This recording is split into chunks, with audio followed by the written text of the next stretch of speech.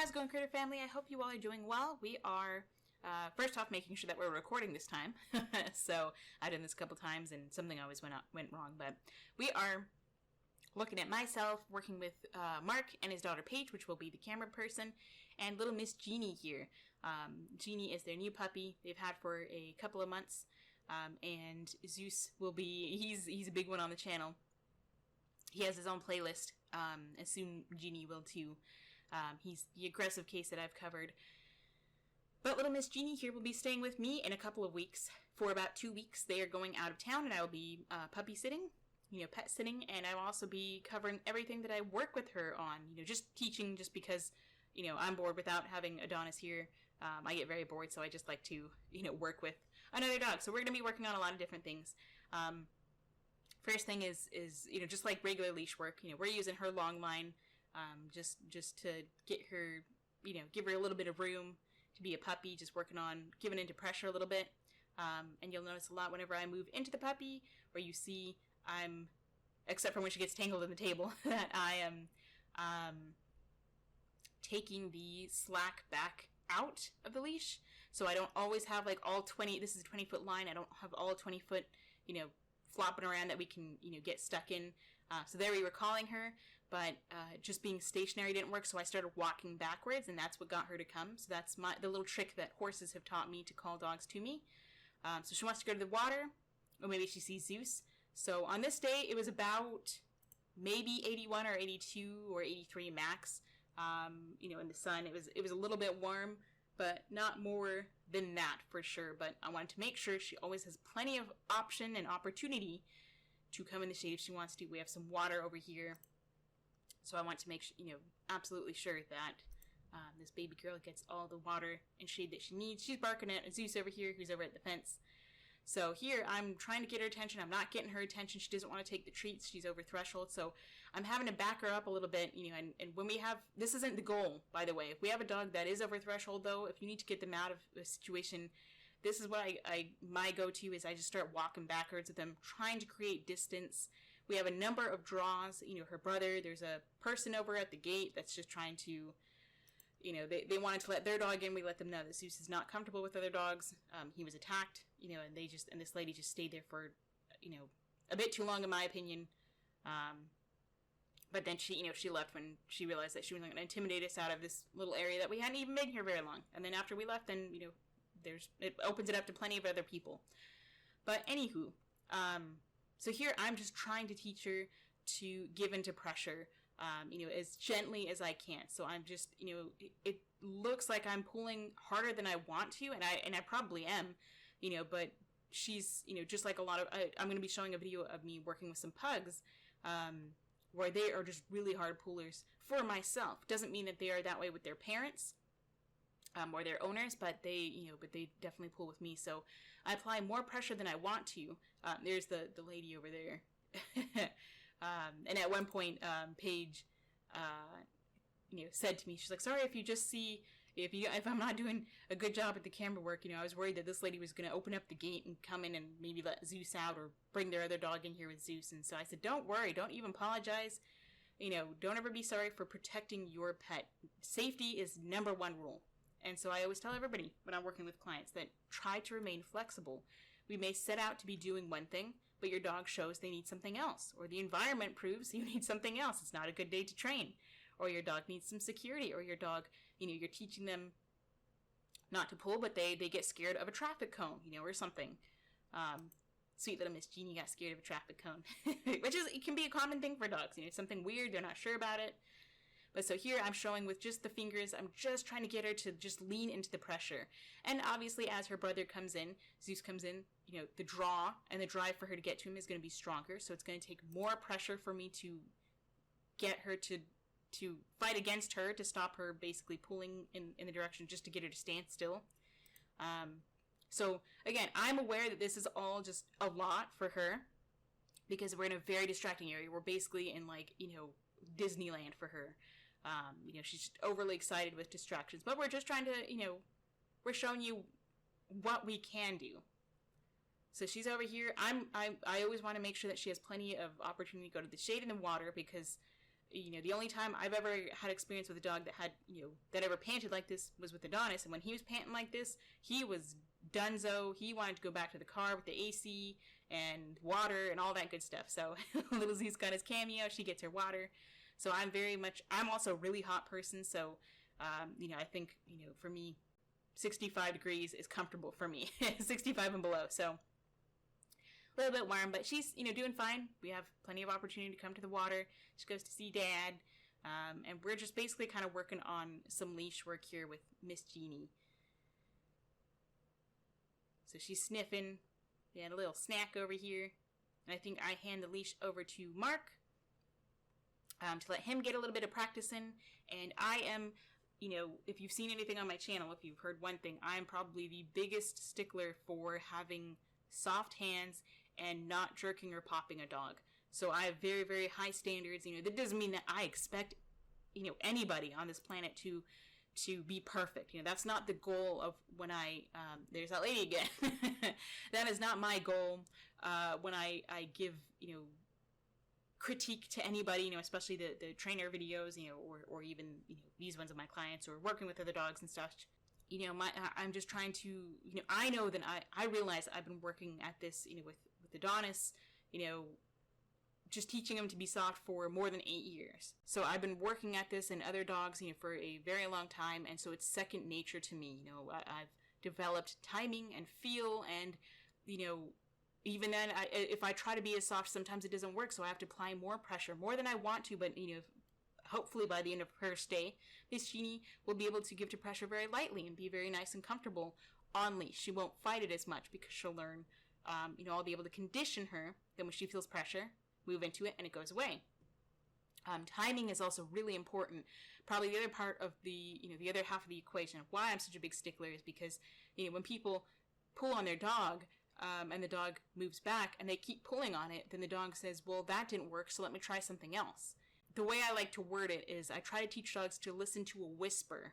So if you just use your fingers and you can get control your dog in any situation that way, and they can give into a finger's worth of pressure on a harness that clips in the back, not one that clips in the front, then if you ever end up, your leash gets caught on something, or there's a really harsh pop on it, hopefully accidentally, then your dog is like, whoa, that's like you yelling at them. If you can teach your kid to listen to a whisper, then if you ever end up yelling or it's an emergency, they will absolutely listen. And, Adonis was very, very soft. One time I was training a client, and, they had a dog that was very much the temperament of Zues, but probably twice as big. He was a Golden Pyrenees. He was like a loose dog, and anyway, very nice owner. I miss Buckley so much. He was like my Zeus, but back in Texas. I had to take Buckley because he was reacting to everything and dragging his owner around. And so I tied Adonis's leash to a chain link fence, and I just kind of like looped it through there and tied it. And I went to go take Buckley, and I took him off, and I had the owner, go over and untie Adonis and, take him. And he was just sitting there. He was just nice and chill. He could have pulled his leash through easily, but he didn't. And it was just because we had really practiced it, and he was just super light on leash. Because I was consistent. Every time he pulled, I would stop and apply our little, two-step dance. And I applied as little pressure as possible. If anybody else, started walking my dog, either if it was a family member or, somebody else, I was on him like, I was crazy on him. Like, don't you dare jerk on my dog. Don't you, don't keep that leash tight. You loosen that leash. I was very much, because I took a lot of time, a year to be exact, to teach Adonis to walk in every tool possible. When I put a sled dog harness on him that was made for him to be able to pull, he didn't pull. If I put a retractable on him, he didn't pull. I had to reel it out for him because he was that sensitive. I don't expect anybody else to make their dog that sensitive. That's not the goal. That's just, that's my bread and butter. It's my favorite thing to do, is to teach a dog to be very soft on leash because it's very helpful. So here she's doing fine. She's doing very, very well. So, the pulling, very good. So right there, that was perfect timing. She had stopped. So sometimes I won't even require that the dog move a step into me. If they're really pulling on pressure, but I can get them to stop actively digging in, like the pugs, I'll show a video of the pugs coming up here soon. Miss Rin, the little, gray pug, she just digs her little feet in, and she's adorable, and I love her to death. But she digs her cute little footies in, and, so if I can just get her to just stand on that loose leash. She doesn't have to move into me, just lean into that pressure and stop moving forward, and then we can move on. And so sometimes I will let the point of that was I will let the dog just stand there and take in their environment. They don't have to move into me. We don't have to keep walking. If they just want to stand there and look at something, then we can just stand there and they can look at it. So she's taking a quick little pee.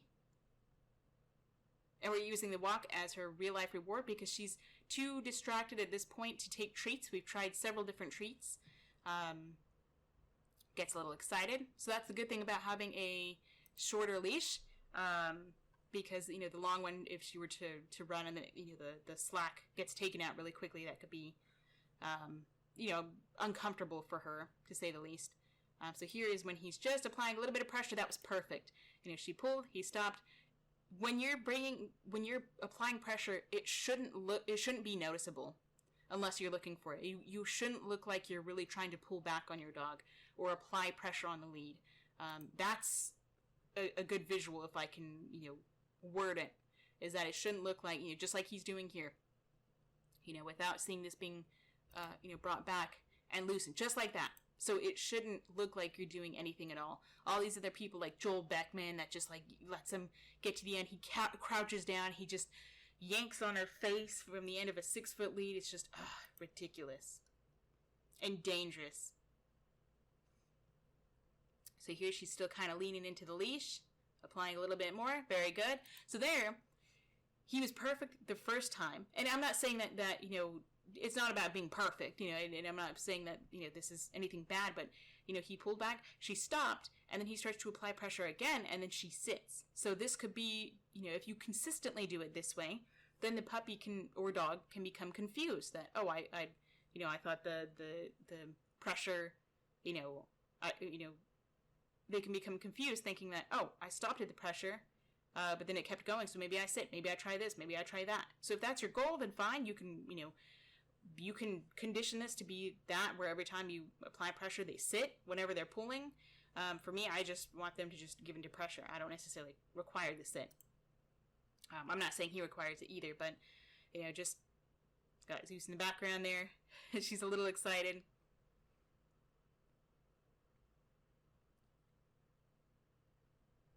So she's just standing there. So that was, a little something that I might have just let her stand there and watch Zeus.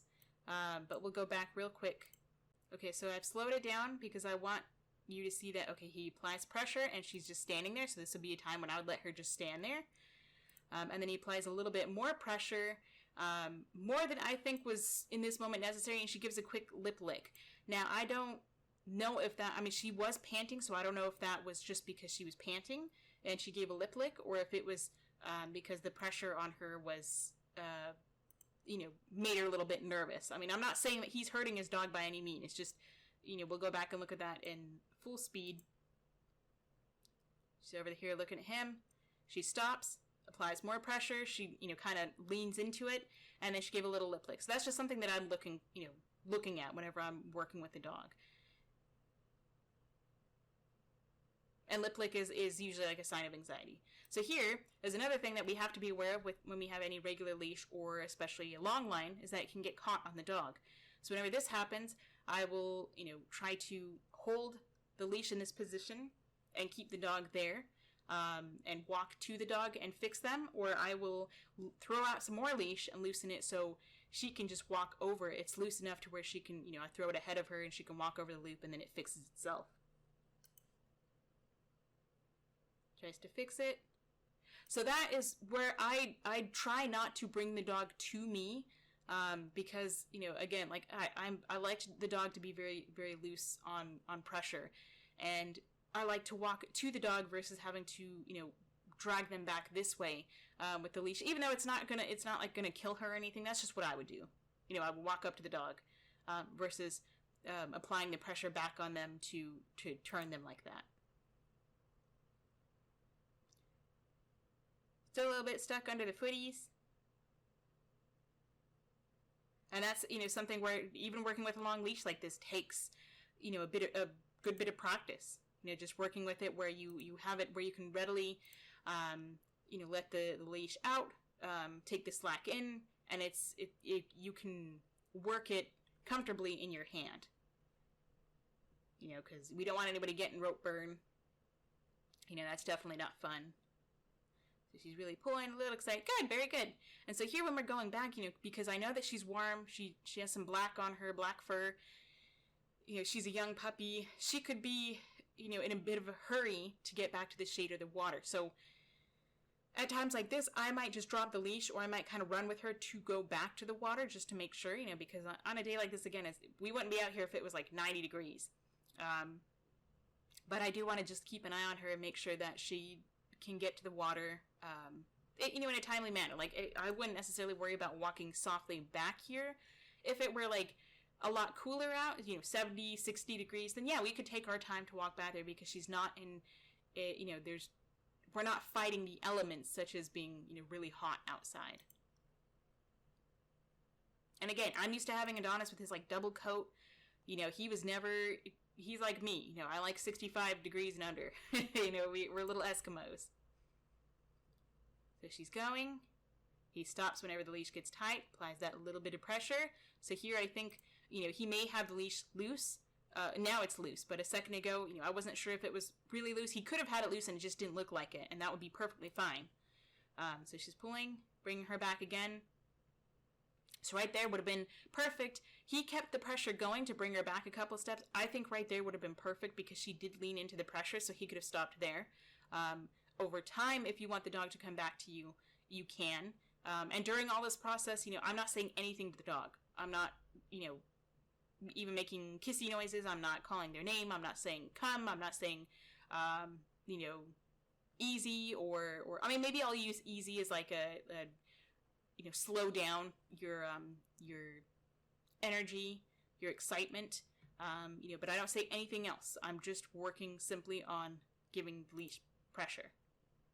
So we keep going. She come back. She gave him a little bit of eye contact. Now here's where, you know, I always get, you know, a little worried about, you know, a dog getting tangled up in their leash. And I guess it's the second biggest pet peeve of mine is when I see other people, you know, who just yank their dog around, or they get mad at the dog for getting tangled in the line when it's like, you know, and I'm specifically talking about like a canine handler I saw, you know, on one of those like code blue cams or like those caught cams that show them, you know, going after, it's the camera, the body camera.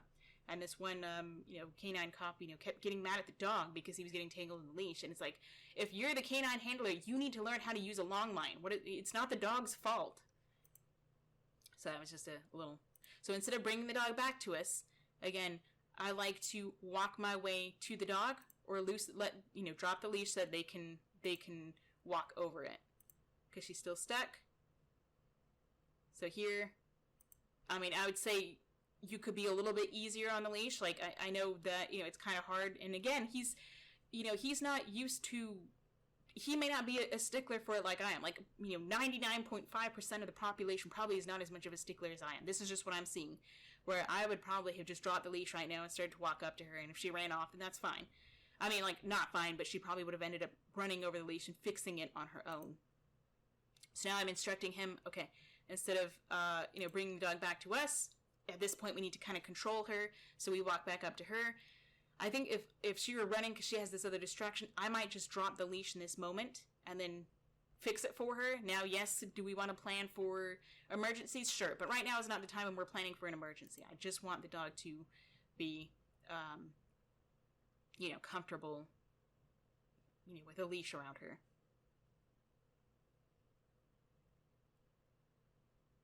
So now we're heading back. Going to get caught again, so we have to be aware of that. Same thing happened. So more practice for him to move to the dog, not move the dog to him. I didn't mean to pause there. Sorry, I'm too trigger happy with my my mouse here. And so if we notice that, you know, then that happens, then that's when we just keep our hand higher. We keep some of the slack out, you know, until the you know, our dog is more comfortable, used to walking out of their long line, or they're more used to just working with a long line. You know, it takes practice for both parties. So here we just put her back on our regular 6-foot leash. She's gotten some water. She's had some time in the shade. And we're just going to try practicing, seeing if she wants to go out here for one more little walk. And I'm just fixing his leash up here. This is just because, again, this is just habit for me. You know, I just like to... Zeus found something over he wants to bark at.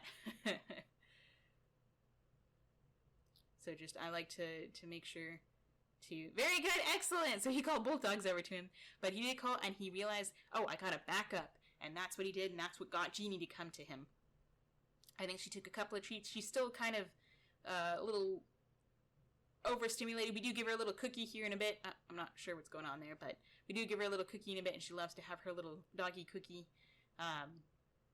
But we're just chilling. You know, we're just chilling in the shade. There we go. There's her little cookie. So she got a nice little cookie. Her and Zeus did. They both, you know, enjoyed themselves. Zeus sees a car over there, so he's going to go bark at it. But little Miss Genie is right here, just being reinforced. You know, she hears her brother over there barking, going crazy, and she's able to ignore it because she's just so focused on her little cookie. And you can take it away from her, give it back to her, get all that mess, and Zeus will come and clean it up. He's a good boy. So yeah, so that was just kind of some things that to point out. There will be step-by-step tutorials that I will be showing with this puppy that I've haven't worked with. When she comes to stay with me, I don't know what she's learned. We will be working on loose leash, just basic obedience. Oh good man, basic obedience. Leave it. Leaving Hermes alone. Maybe sits down. All these basic things that we can teach her. And a little bit of running in the end. Running with your brother and her sister for a little bit of excitement.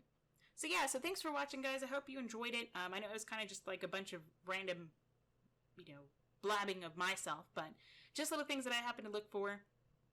I don't expect clients or people to be perfect.